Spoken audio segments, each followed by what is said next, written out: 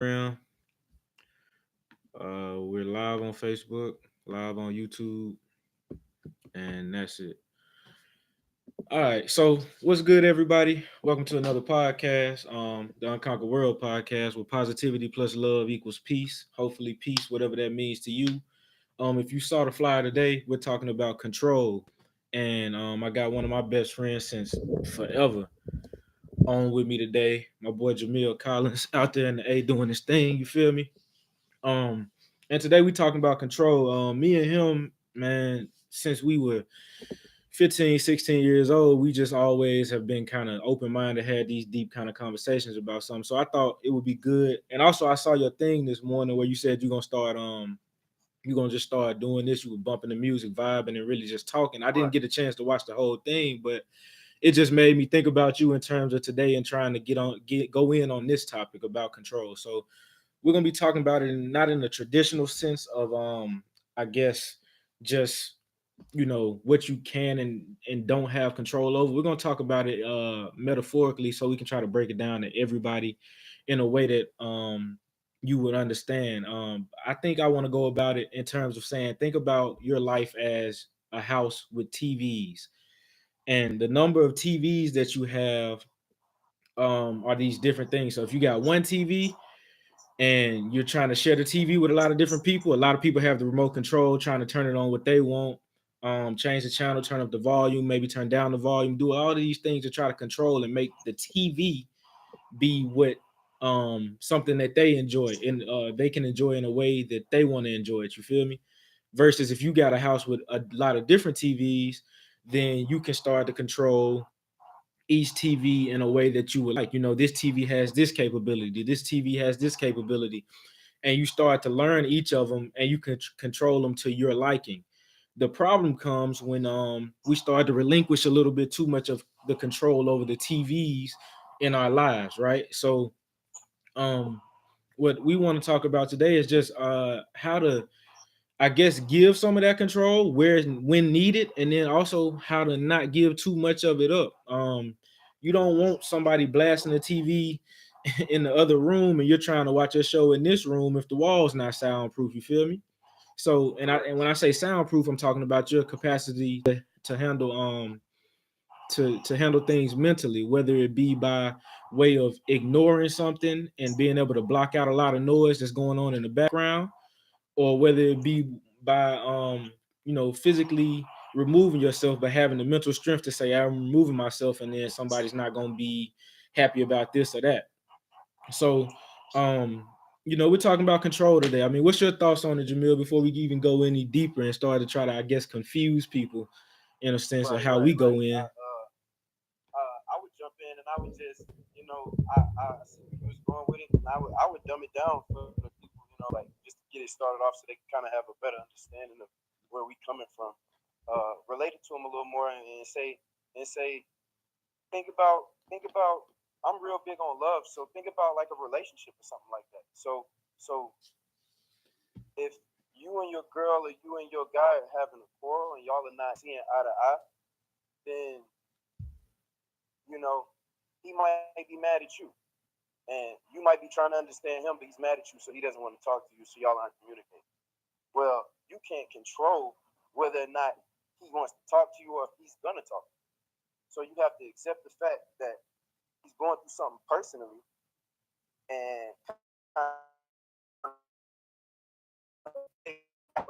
understand that and what I mean is you might be going through a time of worry because you're trying to talk to him, he don't want to talk to you, you can't really figure out what's going on, you're kind of panicking and doing this and that, and you have to take time back for yourself and understand that that's where self-control comes in. You take time back for yourself and you understand that you can't control his actions. And that's how that's I just give it to the people on a simpler level. You know what I'm saying? Something they can understand because you know I feel like at one point in time everybody has been through that situation. For sure, for sure. And I feel you. I mean, like you just went in on control and relationships, whether it be your significant other or whether it be somebody you just know. Right. There's only so much you can do about certain things. As long as, in my opinion, when they people when people say control what you can control in that sense, I think I turn more to, as long as I don't feel like I'm being an enabler of, bad habit formation, or letting you do something that's out of pocket in terms of what you should be doing, then I can live with, not being able to control everything else, as long as I feel like I've done all that I can, and then I can't control anything Right. outside of that. So then there's nothing more for me to do. And you have to be able to accept that. Now that's a whole nother spiel in terms of accepting what you can control, um, Right. to go in about. So I feel you on that for sure. Um, just to go back and, like you said, dumb it down. Let's say instead of saying that TVs and you got different remote controls and you've been relinquishing control and you need to take back the remote, let's just say that, it can be simple things as I do personal training, right? So one of the big things is trying to get people to change their eating habits in order for them to get to their goals. I can't control if you take my advice on these eating habits. All I can do is try to put a idea in your head. So one of the things that they say do is, okay, figure out what you like to eat, right? You're not going to stop eating chicken if you've been eating chicken for 25 years. It's not going to happen, right? But I mean, it could if you have that much self control, but most likely that's not going to happen. So if you're eating chicken, figure out a way to eat it in a healthier capacity. Like if you're eating Chick-fil-A, instead of getting a fried chicken sandwich, get a chicken wrap or a chicken salad. You're still eating, Right. chicken. So, those are the things you can control, even when it's hard to control them, because we are creatures of habit. I was reading The Power of Habit today because I got all these books that I read throughout the week, and compile notes and just all the things that I do in terms of trying to move forward in life, and put everything, controlling my narrative and controlling where I'm going. So I do all these things, and I was reading The Power of Habit, um, and they talked about a guy who was on trial for murdering his wife, but he was sleepwalking, right? And then they talked about this lady who was dealing with depression and anxiety, and she got sucked into the gambling life. She going to the casino all the time. This guy was on trial for murder, and he got off because of his brain went to these habits, that were out of his control while he was asleep. And then the wife, the lady who went, off on a tangent and gambled, savings and savings away, she had these same habits, but she was seen as aware of her choices, and they said, okay, that's where you kind of gotta, look at the gray area between we're responsible for our choices, or we're responsible for our habits. And I think the key difference in that was control. One guy was asleep, he didn't even know what he was doing until he woke up, and it was crazy, and he regretted it. But he was like, man, how was I gonna stop this? Versus another person being aware, but not feeling like they were able to control themselves. And I think that once you figure out different ways to be cognizant, to be aware of whatever it is you're trying to control, then you can start to try to make that change. Thus the chicken sandwich example, you know. So that's Right. Right. Right. Right. Right. Right. yeah. So that's kind of where I wanted to just go with it, to open it up with people. Um, how much time you got, bro? Because I ain't trying to, hold you up too long, but I did want to have you on. Yeah. Yeah. Yeah. Man, I really hate that I even put myself in this situation because I just pulled up here at the bar. But I mean, we can hit a couple of little topics real quick. You know what I'm saying? Put in a good little session, and then we can come back with a real one because I know you do it every week, right? Well, I do it every other week, and I try to have Oh, somebody okay. on every other week. But if I can have somebody on week after week, I mean, I would definitely do that because I like the dialogue back and forth Yeah. a lot more. Yeah. I'm with it. What's up next week? Yeah. Already.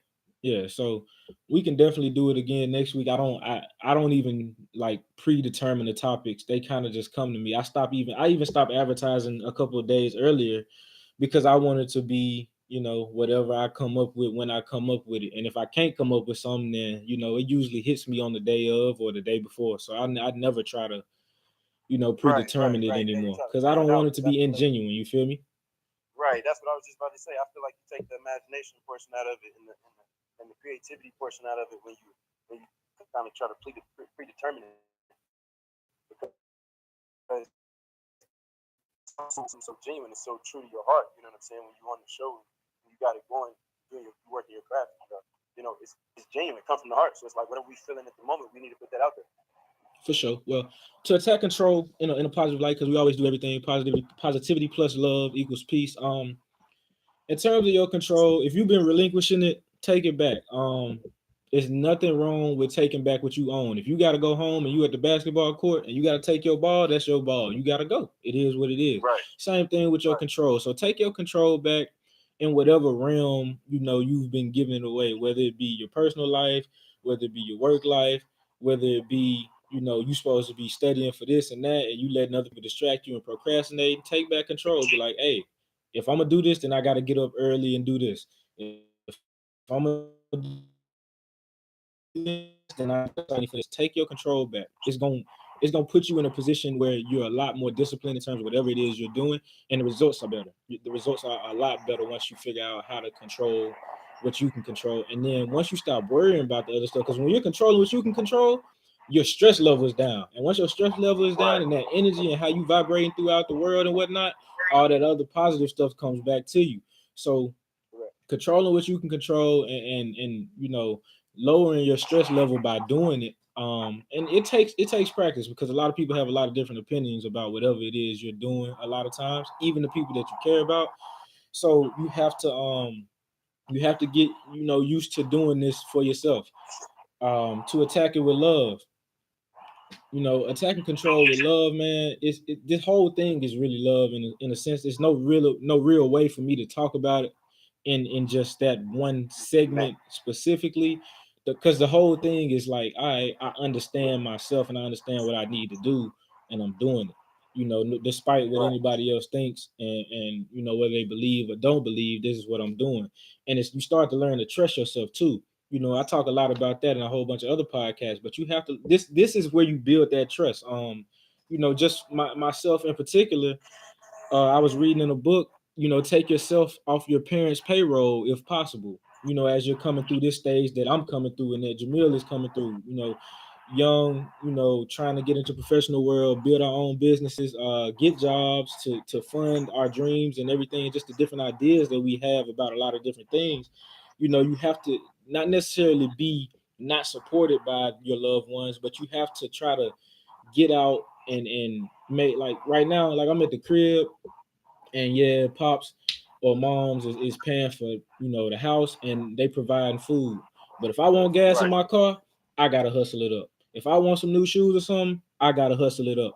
And you have to be disciplined in terms of, all right, let me figure out how can I make this happen. That's a control aspect. That's taking control of your life and making a way out of no way. You get that. I mean, us being from the M, we got a hustler's mentality anyway. Like I'm gonna find a way to get some in my pocket. I'm gonna find a way to get a meal. I'm gonna find a way to touch the people and affect people in some kind of way, no matter what.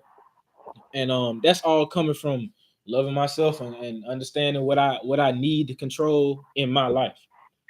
So that's attacking it from the love portion, and then also it's just the peace thing, man. You know, and since everything love is the source, I gotta mention that Mill put me on that book, The Mastery of Love, and it really opened my eyes to just figuring out yourself, let alone even talking about loving somebody else, whether it be a family member, whether it be a significant other, whether it be a dog. You know, you have to look at it in a sense of a kid, a baby when it's born doesn't know love and hate. It knows survival, and it learns these things, and the learning of the love, the hate, the guilt, the sorrow, and things that to come into their world, become their reality, is something that they get from everyone else and everywhere else. um but when they come in, they just know survival and happiness. They're interested in the world. They're interested in this piece of paper on the table. and they start playing with it and they're happy. But we get old and we look at a piece of paper on the table and we don't get that same joy, right? Because we understand something else about it. Not that that's good or bad, but that looking at that kid play with a piece of paper or draw on a wall, even though they're not supposed to, and we teach them that, is genuine, just happiness and the exploration at its purest form. And I think we have to get back to that while also knowing the boundaries that we have to set for ourselves in order to get that peace. And I think that comes with control. I think that comes with understanding yourself. I think that comes with understanding everybody else in a way, because you're never going to understand them completely, because what they see is what they see and what you see is what you see. And we can look at the same thing, but I see it a little bit differently just because that's we're different. But understanding that and understanding that everybody doesn't think like you, I think is key to you moving forward in your life and taking that control. You don't care about something when you pick a side. Right. And that's what I've seen. And I've learned to like not even care about that because it's like whatever, you know. Well, in this line of work, I would say that if you are an entrepreneur, you're